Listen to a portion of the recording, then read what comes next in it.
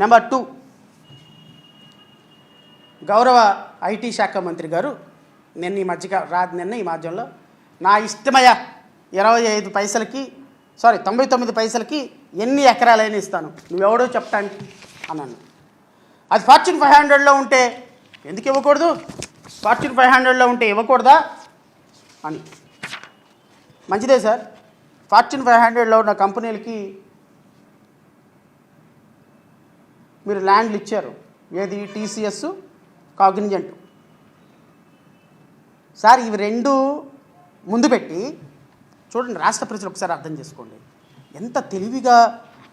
మరి ఈ తెలివి కూడా మరి ఎవరు నేర్పించారో నాకైతే తెలియదు. పొదుపుగా వాడమని, పొదుపుగా ఉండమని, పొదుపుగా ఉండునైనా రాష్ట్రంలో ₹1 కూడా ఎయిర్పోర్ట్లోకి వెళ్తే టీ నీ డబ్బులతోనే తాగు, విశాఖపట్నం వెళ్తే బ్రెడ్ నీ డబ్బులతోనే కొనుక్కో అని మరి వారి తల్లిగారు నేర్పించినట్టుగా ఈ విధంగా ఒక 2, 3 కంపెనీలను ముందు పెట్టి మరి మిగతాకు సంబంధించినటువంటి 60,000 ఎకరాలు పనికి మాలిన కంపెనీలకి, ఎందుకు పనికిరాని కంపెనీలకి, ఊరు పేరు లేని కంపెనీలకి ఇవ్వమని కూడా మరి ఎవరు చెప్పారో నాకైతే తెలియదు.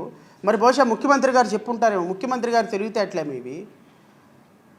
ఫార్చ్యూన్ 500 కంపెనీలకి ఎకరం 99 పైసలకు కాదు, ఎన్ని ఎకరాలైనా సరే నేను ఫ్రీగా ఇచ్చేస్తాను, నువ్వెవడో చెప్పడానికి. నేను అడుగుతున్న గౌరవ నారా లోకేష్ గారిని, నారా లోకేష్ గారు 2024 జూన్ 11 నారా లోకేష్ అంటే ఒకసారి గుర్తు చేసుకోండి.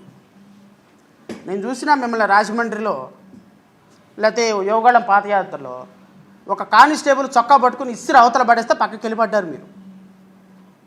ఒక 18 నెలల క్రితం నారా లోకేష్ అంటే ఒకసారి గుర్తు చేసుకోండి. ఒక 18 నెలల క్రితం చంద్రబాబు నాయుడు గారు ఏంటో గుర్తు చేసుకోండి ఒకసారి.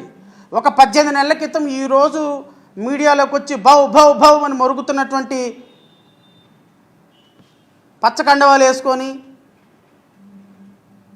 మాట్లాడుతున్నటువంటి వ్యక్తులు, పసుపు చొక్కాలు వేసుకొని మాట్లాడుతున్నటువంటి రాజకీయ అధికారిక ప్రతినిధులు, బూట్ల మీదే ఒక్క చిన్న మచ్చైనా పడుతుందేమో దాన్ని నాలుగుతో శుభ్రం చేసేద్దామని చూసేటువంటి మా అధికార ప్రతినిధులు, అంటే మీ అధికార ప్రతినిధులు,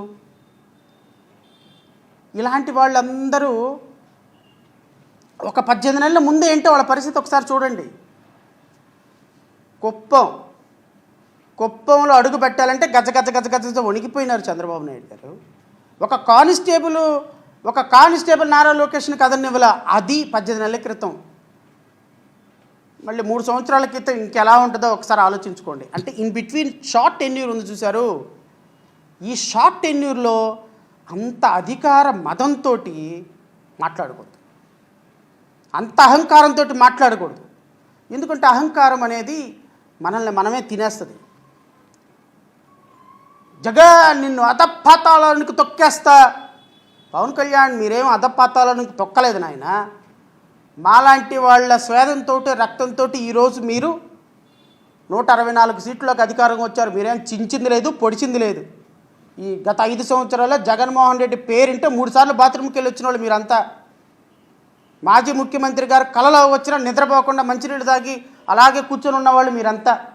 మీరు ఈ రోజున వచ్చి చొక్కాలు ఎగరేసి, కాలాలు ఎగరేసి మాట్లాడుతున్నారు. ఏడదాక్కున్నారు నాయన 5 సంవత్సరాలు మీరంతా. ఈరోజు మాట్లాడే వాళ్ళని తేడున్నారు 5 సంవత్సరాల క్రితం. JAGAN అనే పదవి పేరు వినపడితేనే ఎక్కడోళ్ళు అక్కడ సర్దుకునేటువంటి పరిస్థితుల్లో ఈ రాష్ట్రంలో పోరాటం చేసింది మేము, మీడియా పోరాటం చేసింది మేము, గవర్నమెంట్ మీద కేసులు వేసింది మేము, ప్రజలను చైతన్యపరిచాం. ప్రజలు ఇచ్చిన అధికారం. జగన్ తొక్కేస్తానంటే నీది అంత సీనేం లేదు ఇక్కడ. నిన్ను తొక్కకుండా చూసుకో.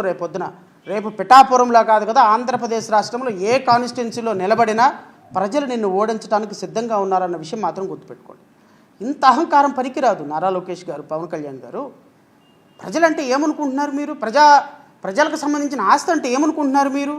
పప్పు బెల్లాలాగా 60,000 ఎకరాలు పంచిపడేసి 6 లక్షల కోట్ల రూపాయలు దోచుకొని విదేశాలకి వెళ్ళిపోయి డబ్బులు దాచిపెట్టుకుంటున్నారే. రాష్ట్రంలో ప్రజాధనం మీద ప్రజలకు అధికారం ఉండదా? ప్రజల తరపున మాట్లాడే మాలాంటి వాళ్ళకి అధికారం ఉండదా?